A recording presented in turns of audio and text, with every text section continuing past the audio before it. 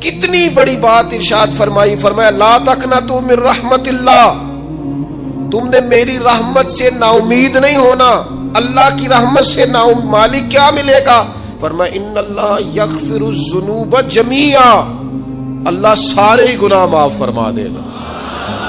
تو جن لوگوں کو اللہ کی رحمت پر نبی کریم علیہ السلام تشریف فرما ہے، امام غزالی نے لکھا ایک بدو آ گیا، دیہاتی سادہ آدمی، سادے بندے بھی سادے ہوتے ہیں، ان کا بھی اپنا طرز زندگی ہوتا ہے۔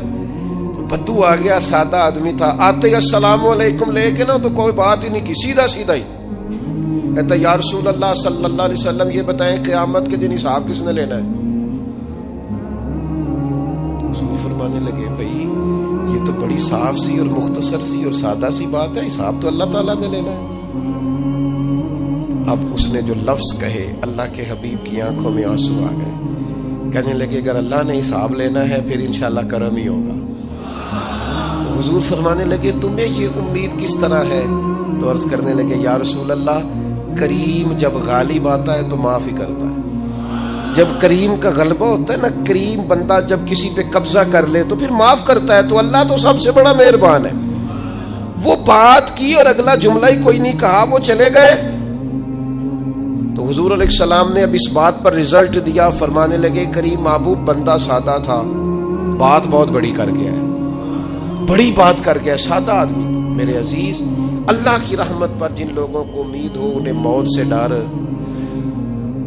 اور پھر جن کو محبوب کی ملاقات کا شوق ہو نا، ہم نے جان دے دی وعدہ دیدار پر، ہم سے وعدہ کیا گیا تھا کہ تم مرو گے نا تو تمہیں دیدار ملے گا، تو ہم نے جان ہی دے دی وعدہ دیدار پر، جان ہی دے دی وعدہ دیدار پر۔ اور پھر فرماتے ہیں نقد اپنا دام ہو ہی جائے گا، فرماتے ہیں ہم نے جان دی ہے اس وعدے پر کہ وہ ملے گا، تو امید ہے کہ یہ سودا ادھار نہیں، جیسے ہی قبر میں جائیں گے سامنے حضور کی زیارت نصیب ہو جائے گی۔ اس لیے لحد میں بھی عشق رخ شاہ کا داغ لے کے چلے، اندھیری رات سنی تھی سو چراغ لے کے چلے۔ یہ حدیث آپ نے بھولنی نہیں، یہ تنہائیوں میں یاد رکھنے کی روایت ہے، یہ تنہائیوں میں پڑھنے کی روایت ہے، یہ اپنے ذوق کو تازہ، جو لوگ کہتے ہیں نا وجد سرور کیف میں جانا چاہتا ہوں، وہ مشکات شریف کی اس حدیث کو دیکھے۔ اللہ کے حبیب علیہ السلام نے فرمایا لوگوں میں تمہیں بتاؤں قیامت کے دن اللہ تعالیٰ بندوں سے پہلا سوال کیا فرمائیں گے اور بندے اس کا جواب کیا دیں گے؟ یا رسول اللہ کرم فرمائیے، بتائیے۔ تو کریم فرمانے لگے اللہ تعالیٰ قیامت کے دن بندوں سے سب سے پہلا سوال، اگرچہ بعض اور احادیث میں اور سوالات بھی آئے ہیں قیامت میں جو سب سے پہلے ہوں گے، لیکن اس حدیث میں یہ والا سوال حضور نے بیان فرمایا۔ حضور فرمانے لگے اللہ قیامت کے دن اپنے بندوں سے سب سے پہلا سوال یہ فرمائے گا کیا تم میری ملاقات کو پسند کرتے تھے؟ اوئے ہوئے ہوئے، کیا تمہارا ملنے کو جی چاہتا تھا؟ کبھی اے حقیقت منتظر نظر آ نہ لباس مجاز۔ اقبال کہتے ہیں تیرے کرم اتنے ہیں دل کرتا ہے تجھے دیکھیں، کبھی کبھی اے حقیقت منتظر نظر آ نہ لباس مجاز میں، لاکھوں سجدے تڑپ رہے ہیں میری جبین نیاز میں، تمہارا دل کرتا تھا مجھ سے ملنے کو؟ حضور فرماتے بندے عرض کریں گے مالک بڑا دل کرتا تھا۔ تو پھر اللہ فرمائیں گے یہ گفتگو کی معنویت تو دیکھو یار، اس کا حسن تو دیکھو۔ اللہ پھر پوچھیں گے کیوں دل کرتا تھا تمہارا؟ دل کرتا تھا تو کیوں کرتا تھا؟ عرض کریں گے مالک اس لیے کہ ہمیں امید تھی کہ تو معاف بھی کر دے گا، رحمت بھی فرمائے گا، اس معافی کی امید پر دل کرتا تھا تو ملے۔ حضور فرماتے ہیں پھر رب فرمائے گا مجھ پر واجب ہے، میں نے اپنے کرم سے واجب کر لیا ہے کہ آج تمہیں جنت عطا کروں گا۔ یہ جو ملاقات ہے نا، ملاقات کہ وہ ملیں گے، ان سے ملاقات ہوگی۔ عمر بیت گئی نا نام جپتے، عمر بیت گئی نا تذکرہ کرتے، ہم سے بھی لوگ پوچھتے ہیں کیا کمائی کی، کیا زندگی میں حاصل کیا، تو ہم کہتے ہیں شرق سے غرب تک ملک کے کونے سے لے کر دوسرے کونے تک مدینے والے کی بات کی، حضور کا ذکر کیا ہے۔ نبی پاک کے میں اپنی حیاتی تو قربان تھی، وہاں ساری محمد محمد پکیندے گزر گئی ساری۔ یہ اعزاز ہے، یہ کرم ہے۔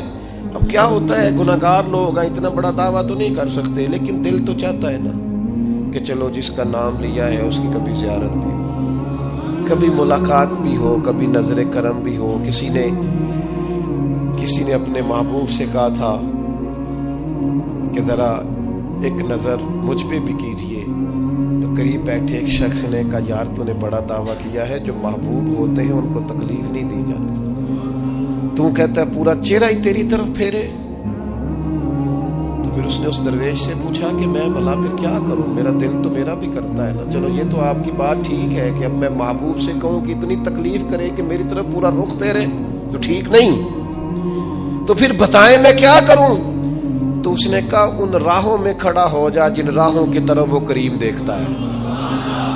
چلو اسی با کردار کو دیکھتے دیکھتے بیچ میں تیرے اوپر بھی نظر، مجھ پہ محشر میں نصیر ان کی نظر پڑ ہی گئی، مجھ پہ محشر میں نصیر ان کی نظر۔ اوئے ہوئے، اللہ کرے آپ کو بھی وہ لطف آئے جو مجھے آ رہا۔ کہتے مجھ پہ محشر میں نصیر ان کی نظر، یہ انتہائی عاجزی ہے کہنے والے کی۔ اس نے بالکل اپنے آپ کو ختم کر کے کہا کہ میں قابل تو نہیں تھا، اور میں پھر تکلیف دیتا کہ میری طرف دیکھیں، اسپیشل میرے لیے وقت نکالیں۔ پر کرم یہ ہوا کہ مجھ پہ محشر میں نصیر ان کی نظر پڑ ہی گئی۔ کہنے والے اسے کہتے ہیں خدا کا کرنا،